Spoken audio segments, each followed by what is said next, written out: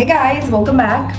ഇന്ന് October 10th Friday. എനിക്ക് assignment submit ചെയ്യേണ്ട ദിവസം ഇസ് ഒക്ടോബർ 31st ഫ്രൈഡേ. പക്ഷേ ഐ ഡിഡൻറ്റ് ഈവൻ സ്റ്റാർട്ട്. ഞാൻ ഒരു പേജ് പോലും എഴുതിയിട്ടില്ല.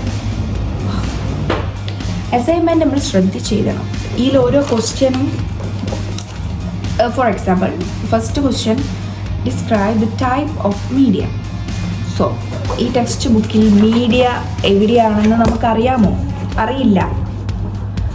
ഇത് സൈക്കോളജി ആൻഡ് മീഡിയ. പക്ഷേ ഇതിൽ എവിടെയാണ് മീഡിയനെ കുറിച്ച് പറയുന്നത് എന്ന് നമുക്കറിയില്ല. ഏത് പാഠം എന്നൊന്നും അറിയില്ല. അപ്പോൾ നമ്മൾ എന്ത് ചെയ്യും? Download the PDF of this study material. IGNOU study material PDF ഉണ്ടാവും. എവിടെ? ഗൂഗിളിൽ. ഓക്കെ, അവിടുന്ന് ഡൗൺലോഡ് ചെയ്യുക. Search for it. Okay, search the word. ഇതൊക്കെ നിങ്ങൾക്ക് അറിയായിരിക്കും. മേ ബി അറിയാത്തവർക്ക് വേണ്ടിയാണ്, അറിയാത്തവർക്ക് വേണ്ടി മാത്രമാണ് I am speaking right now. Okay, നിങ്ങൾക്ക് അറിയാമെങ്കിൽ it's good for you. Okay, അറിയാത്തവർക്ക് നമ്മൾ PDF ഡൗൺലോഡ് ചെയ്താൽ നമുക്കതിൽ സെർച്ച് എന്നൊരു ഓപ്ഷൻ ഉണ്ട്.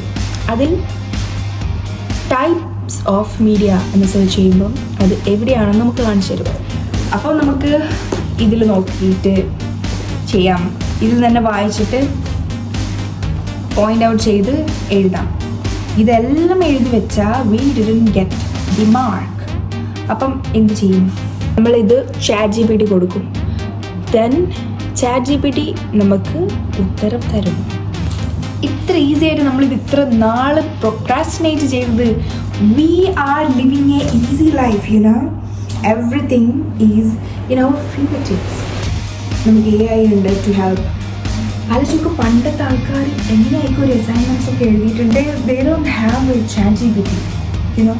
It's so easy, but it's a little time consuming. ബട്ട് ചിലപ്പം ChatGPT will be act like ChatGPT. അപ്പം നമ്മൾ എന്ത് ചെയ്യും? To humanize it, we ask the same ChatGPT to please humanize these words. അങ്ങനെ പറഞ്ഞാൽ ഒരു സംഭവം കിട്ടും. ആ സംഭവം അതുപോലെ എഴുതി വെക്കുക. That's it. എന്നാൽ പിന്നെ തുടങ്ങിക്കോ. ശരി, ഞാൻ എന്നാ എഴുതട്ടെ. Bye bye. See you next time.